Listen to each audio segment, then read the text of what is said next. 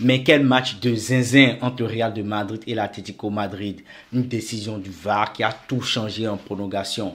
Revivez l'intensité de ce choc madrilène à travers ce débrief tout de suite. D'abord, ce match a commencé sous les châteaux de roue. Ce match a commencé en revoltige avec ce but de Conor dès la 26e, moins de 30 secondes de jeu. C'était incroyable. Conor Gallagher a profité de l'erreur, de la faille de cette défense du Real de Madrid qui n'a pas été réactif dès les premières secondes et a marqué ce but magnifique. Après ce but, bien évidemment, ils ont fermé le camp. Le de Madrid a fait ce qui s'est fait le mieux, c'est-à-dire défendre.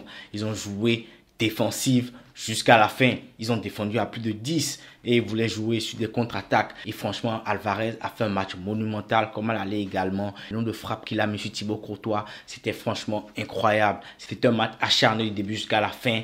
On a vu de l'intensité dans le jeu, un match avec beaucoup de tension, comme c'est le cas en derby madrilène. Ces deux équipes se connaissent très bien et en Champions League, l'Atlético de Madrid n'a jamais réussi à éliminer le Real de Madrid. C'est incroyable. Comme le disent souvent les joueurs du Real de Madrid, Madrid est blanc. Donc c'est clair et net. Le Real de Madrid a montré une fois de plus sa supériorité. C'était pas l'un des matchs les plus magnifiques qu'on a fait. On a vraiment galéré lors de ce match. C'était un match très difficile. Ils ont gagné ce match-là 1-0. Mais heureusement qu'au tir au but, on est sorti vainqueur de cette confrontation. Le moment clé de ce match, justement, après le but de Conor Gallagher, le penalty raté par Vinicius avec une occasion magnifique créée par Kylian Mbappé qui a été fauché dans la défense. Si on ne l'avait pas arrêté, c'était un but, ça c'est sûr. Et Vinicius qui a malheureusement raté ce but, il a trop levé ce ballon, il a voulu trop faire compliqué, on sent qu'il voulait la mettre en lucarne, je ne sais pas, mais il a totalement raté ce ballon. Sinon on aurait pu plier le match beaucoup plus tôt et malheureusement, on a raté ce penalty et on a dû aller en prolongation. À part ça, on a eu de nombreuses occasions qui venaient plutôt de l'Atlético de Madrid avec Alvarez qui a fait des frappes monumentales. Même dans des angles fermés, il a réussi à déclencher des frappes. On a un Thibaut Courtois immense, un Thibaut Courtois énorme qui est l'homme de nos grandes finales, l'homme de nos Champions League. Grâce à lui, on a gagné toutes nos Champions League qu'on a gagné récemment. Sans lui, je n'ose pas imaginer les raclés qu'on aurait pu prendre. Il a été incroyable avec des arrêts monumentaux. Il faut toujours le rappeler, l'Atlético de Madrid, c'était son ancien club. Et à chaque fois qu'il a match entre Real et l'Atlético de Madrid, il est chambré. Mais il répond toujours présent. Il montre qu'il a la hargne et qu'il est prêt à mouiller le maillot et à se donner à fond pour le maillot madrilène. Comme il a dit après avoir rejoint Madrid, je suis cette fois-ci du bon côté de l'histoire. Et oui, c'est confirmé encore cette fois-ci. Thibaut Courtois est bel et bien du bon côté de l'histoire. On est qualifié pour les quarts de finale avec une séance de tir au but très houleuse, avec une décision du VAR qui a été énormément polémique. Cette décision a fait tellement polémique alors que c'est pourtant très simple.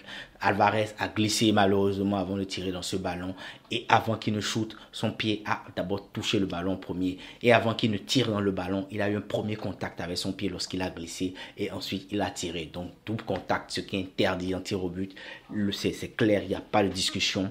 Le tir au but doit être forcément annulé. Ça a pesé gros, mais on oublie que l'Orienté a également raté ses tirs au but. Le Real de Madrid s'est imposé avec 2 buts d'écart au tir au but. Donc il n'y a pas que Alvarez qui a fait une erreur, qui a sûrement sapé le moral à ses troupes, mais il n'y a pas que lui. Et Llorente était un ancien joueur du Real de Madrid, d'autres le remercient et disent qu'il était en mission, mais je ne crois pas. La séance de tir au but, c'est jamais facile, c'est de la chance. C'est vrai que ça demande beaucoup de préparation, beaucoup d'entraînement, mais il y a aussi la chance. Tu peux être bon en entraînement en tir au but et le jour du match, avec la pression et tout le reste, tu peux rater. Donc c'est ça. Donc l'Atlético s'est bien battu, mais ils ont perdu une fois de plus face au Real de Madrid. C'était inévitable, c'est la Maison Blanche, ils s'attendaient à quoi? Et on va parler de l'après-match, le chambrage. Vous savez que le Real de Madrid et l'Atlético de Madrid, vous savez qu'entre ces deux clubs madrilènes, ça n'a jamais été l'amour fou. Il y a toujours eu des coups bas, des moqueries et tout.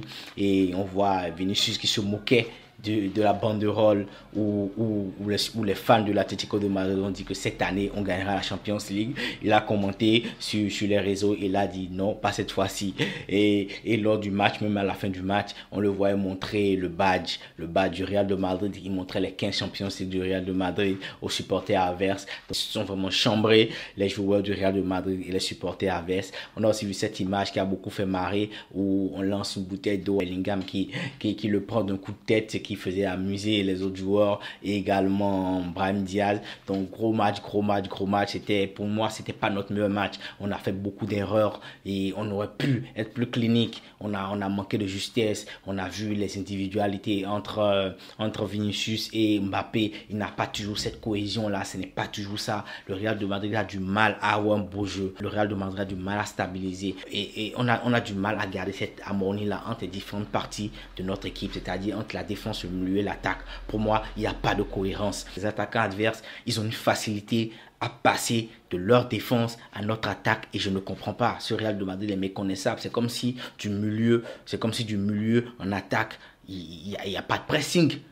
Ils se retrouvent dans notre défense en non moins de 2. Et ça s'est prouvé à chaque fois. Le nombre de fois que l'Atlético de Madrid avait la facilité de contre-attaquer, c'était trop. Et pour moi, c'est le vrai problème de ce Real de Madrid. Il faut qu'on trouve ce problème-là. Il faut qu'on arrive à vraiment régler ce problème-là. Sinon, on ne peut pas compter sur la chance tout le temps. Même si on gagne des trophées cette saison, ça sera vraiment dans le sang et dans la sueur. C'est ce qui se passe déjà. On sent que le Real de Madrid cette saison, rien n'est facile pour nous. On se bat pour tout obtenir. Il y a encore une grosse polémique également qu'on a oublié après. Mais c'est également cette main-là. Lorsque Vinicius était au sol et qu'il a tiré ce ballon, il a une main flagrante dans la surface de réparation. Mais ils vont nous dire que c'était une position naturelle. Arrêtez. La main, on voit clairement que la main est décollée et que le défenseur lui-même, il ne s'y attendait pas.